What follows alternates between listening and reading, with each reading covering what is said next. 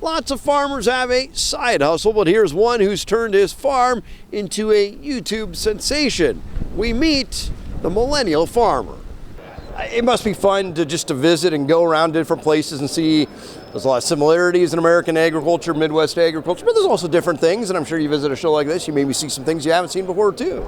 Yeah, the first thing I notice is all the irrigators around here. That's not something we deal with. We're kind of the opposite. We have drain tile that we want to, we can never put enough in, so we're trying to get rid of the water. You guys are trying to get as much water as you possibly can, so that's, even though we're growing the same crop, we're doing it differently. I did get a chance to run up and check the dryer, make sure that's running good, which it is.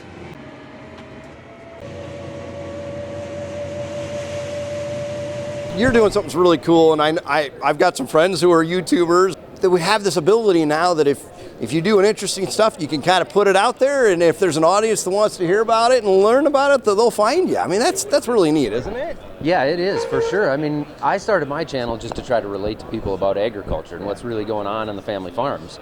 And it just kind of blew up from there. I don't do anything special or specific. I'm not scripting anything or trying to make anything sensational. It really is just, I'm going off to farm with the family today, and this is what we do, and you can follow along as we go through it. I've seen your channel, and I think, like you're saying, I think there's probably just a hunger out there from people who I don't know what these farmers do. Here's some guy who's just kind of showing me, here's what he's up to these days. Yeah, I think that's one of the things that kind of makes it unique.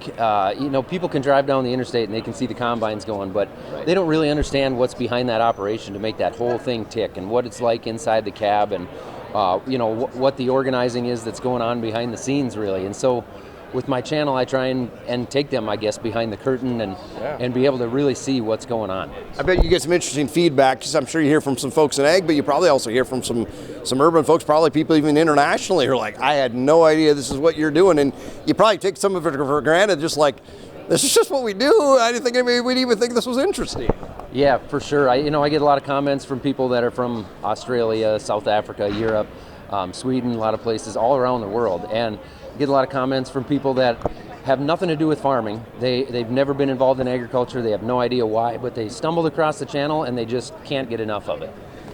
Yeah, and do you think that there's a sense that people, they've lost touch with agriculture, they've lost touch with being outside in nature, of knowing where our food comes from, and this is kind of a connection point for them? Yeah, it definitely is. I mean, we're down to, between 1% to 2% of the population here in America actually are involved directly with agriculture, and so there's definitely a disconnection there. But I think the good news is it seems like it's almost coming back around to where people are really interested in agriculture again, and they want to hear from farmers about what's going on and why do we choose the practices that we do.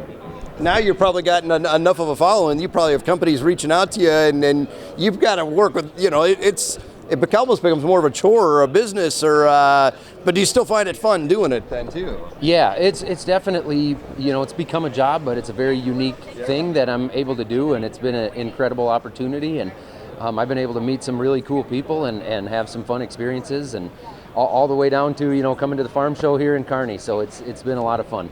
And yeah, you probably get asked to come check out events, or go, hey, do you want to tour our factory and see our new equipment, or do you want to try out something? Or, I mean, that's probably pretty cool, isn't it? It is, yeah. I've been able to experience a lot of that kind of stuff, go on tours and see how stuff is built, and I've been able to kind of get all around the country and tour different farms and really see how diverse agriculture can be.